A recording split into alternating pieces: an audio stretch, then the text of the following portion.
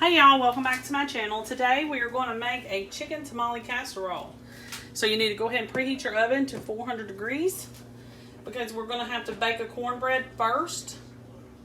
And that'll be going into our pan in the beginning of this recipe. So first thing we're going to do is mix up our cornbread. We're going to need 2 boxes of Jiffy Mix, which amounts to 16 ounces of cornbread mix. You can use any cornbread mix, but the author of the recipe recommends the Jiffy, and it's easier to measure because it comes in 8-ounce boxes. Okay. The next thing we're going to add to this is 3/4 of a cup of milk. 1, 2, 3. And 1 egg.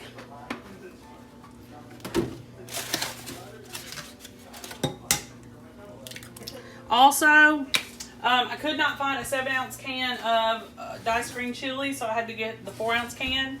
So instead of putting 2 of those in, I'm just going to go with just the 4-ounce. It's alright, it's not going to harm anything. So it'll be fine. Just going to be a little less spice. Just a little less. Okay. Okay.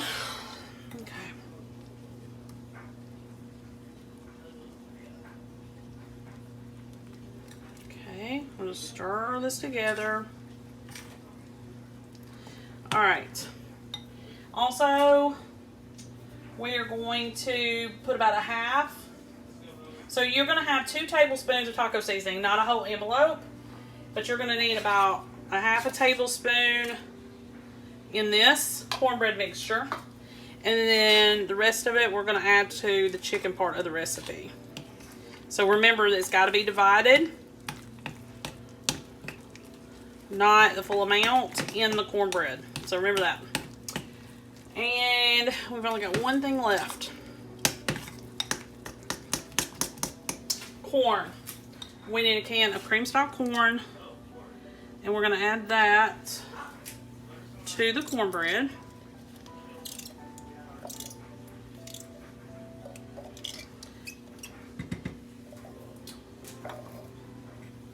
Okay, now I want you to remember this as well. When you take this cornbread out of the oven, first of all, it needs to be in the pan that you're going to be using for the rest of the casserole, first of all. And secondly, when you take it out, it's not going to be done. This is just to give it a head start. So keep that in mind. When you take it out, you're going to be like, wait a minute, this is not done. So preheat your oven. Get it completely preheated before you put this in.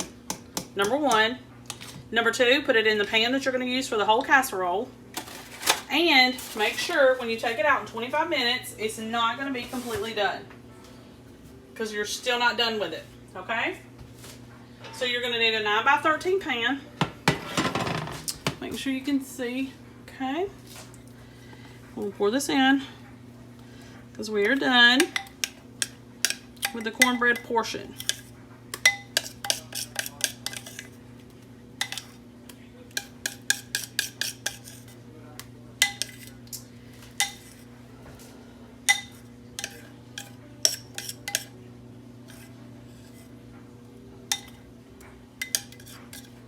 Okay. 25 minutes at 400 degrees. Take it out and we'll go ahead and start getting our chicken portion ready, okay? Alright, I'll see you back here in 25 minutes. Okay, y'all, so I've already got the cornbread out. It was in for 20 minutes. And now we are going to go ahead and get our chicken ready. I didn't have to wait until it was out to do this, but I was busy doing other things, so now I can get this together. Alright, chicken. I just took a large breast and half of another large breast, so about 1 1/2, and just boiled it like I always do, chopped it up, we're good to go. You can use any kind of leftover chicken It's easier, of course, to use boneless, skinless. And you can also use rotisserie. A lot of people do that and like to do that. So, now you need to take the rest of your taco seasoning that you didn't use before. And just kind of stir all this together. Now, we're going to take the cornbread and we're going to kind of act like a poke cake, where you poke holes in the cake, and pour our enchilada sauce over. Now, the enchilada sauce that I have is the green enchilada sauce that I always get. The only thing is I buy it in really big cans. So I'm only going to use about half of a can. So keep that in mind. You only need a 10-ounce can. I had a 28-ounce can. I was like, you know what, I'm not going to get anything new. And I don't have a wooden skewer, so I'm going to use the end of my steak knife here. It's bigger, of course, but it'll work. I was going to use a fork, but fork may not, and it's not done, so keep that in mind. It's just set. I'm going to take this and kind of poke a few holes. Okay. Alright. Now, so I'm only going to use half of my enchilada sauce. So you need to keep that in mind. Use one of these bigger cans. So I go all over the whole thing. And then I come back through. I'm almost done with, I've almost got half of it out. So hopefully I won't make that big of a mess. Okay. Okay. Now, I'm going to take this spoon and I'm going to kind of put it over everything. Okay. And then we're going to take our seasoned chicken and we're going to just kind of throw it everywhere on top.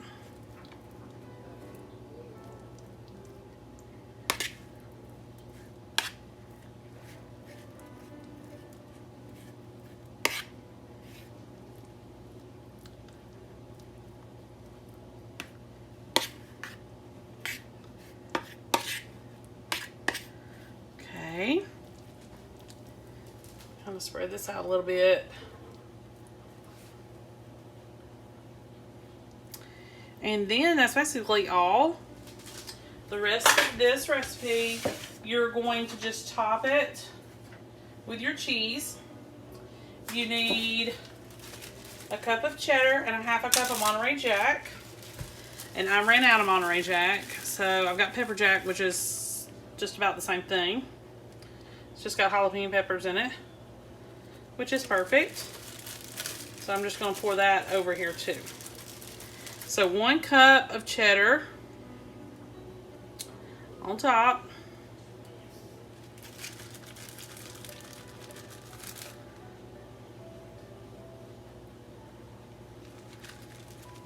Okay. And then a half a cup of pepper jack. I'm going to add a little bit extra. Okay? So we're going to put this in the oven. 400 degrees for about 15 more minutes, or until everything is brown and bubbly and the cheese is melted. You may have to, I'm a little bit concerned because the cornbread definitely on the inside part right here was not even remotely done. So I'll have to test that. But I will also check and make sure that my cheese don't burn. So remember what I always say, if the cheese is burnt, you're going to need to tint it with foil. So you kind of need to keep an eye on it. So 15 minutes at 400 degrees. But you also need to kind of be checking it, so it may have to cook a little bit longer than that. Alright, I'll see you back here in a few. Okay, y'all, this is the finished product. This is after it's rested, been out of the oven and rested for 5 minutes. I covered it with foil about the time it was supposed to come out. So I let it bake for 15 or 20 minutes after the cheese was put on and everything. And then I went ahead and covered it with foil just laid it lightly over, and I cooked it another 15 minutes because when I checked the cornbread underneath, it still had a extremely wet. So I was just like, So I feel confident that it's good now. So you may need to keep that in mind, an extra 15 minutes in there, but you'll just have to cover it, make sure that nothing burns on top. It smells great. It looks great. Hopefully it's going to be great. I'm going to serve it with this. We've had this before, and it's pretty easy to make. It's stovetop, of course. It's just water, this package, and then some butter. And that's it. It was very flavorful. So I figured that would be really good. I could even also serve that like underneath this and, put it over a bed of rice. Put it over a bed of this rice. And we're not even a good, we don't like cilantro that much. So, and it didn't have an overpowering cilantro taste. It was more lime that you could taste when you eat it. But I think it's going to be really good, and it's different. It's a little bit different than technical. Let me say that again. It's different than, your regular taco salad with hamburger meat and all that. It just gives you a little bit of a different. I love Mexican. Anything Mexican, I'll eat it. I don't care. But this kind of gives you just a little different way of making something. I've made these before, and they don't really do that well, and I just feel a little bit different than this one. This one I feel like is going to taste really great. Hey y'all, welcome back to my channel. Today we are going to make a really quick sausage green bean Alfredo. So you need to preheat your ovens to 375. Get you out a baking sheet. I went ahead and put foil on mine and sprayed it. As you can tell, it's got little pieces of beans on it because I had set my beans on there. You're going to need about 2 pounds worth of fresh green beans. I wish now that I would have got about 4 pounds so I could have a little bit more beans than everything else. And even though I washed these, they still have yucky on them. So I'm going to split some of this because it's not enough green beans. We need probably close to 4 pounds. And this is only 1 pound and something. So I'm gonna take my breakfast sausage, and we're only gonna put 1 pound on here because I don't have enough beans and I can't go get them. Okay, so you need 1 pound's worth of fresh green beans. And you need 1 pound's worth of breakfast sausage or pork sausage, or you could do Italian if you wanted to. And salt this and pepper it. And I'm going to go heavy on the pepper.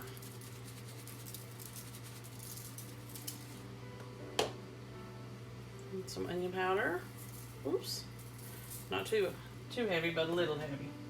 And some garlic. And you just, do it how you want.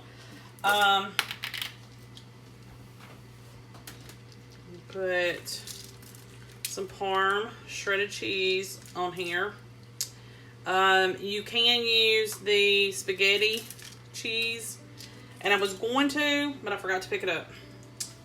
So it is what it is.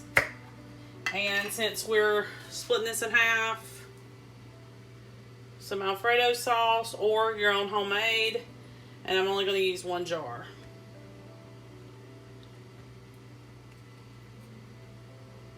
Okay. And then I'm just going to put a little bit more Parm on top.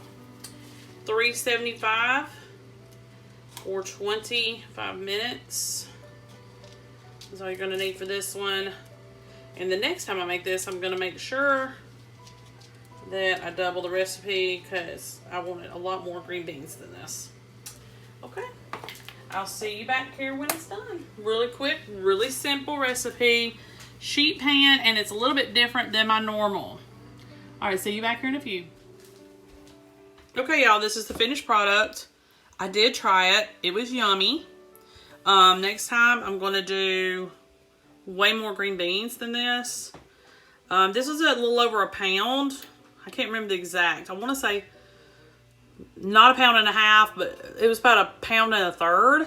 So I'm definitely going to try to do about 4 pounds worth and then do it again. That way I have a lot more. But it tastes really good. And it's a really easy sheet pan meal, and I'm definitely going to be trying this again. Most definitely. So you'll probably see it on here again eventually. But really easy, really simple. And you do not have to use breakfast sausage. You can use Italian sausage if you prefer. Over the two, I prefer breakfast sausage. And it tastes great, even though it's breakfast sausage with the green beans. And the green beans, you're going to cook them till they're al dente. So they're still going to have a little bit of a bite to them. But I like that kind of texture, so it's good for me.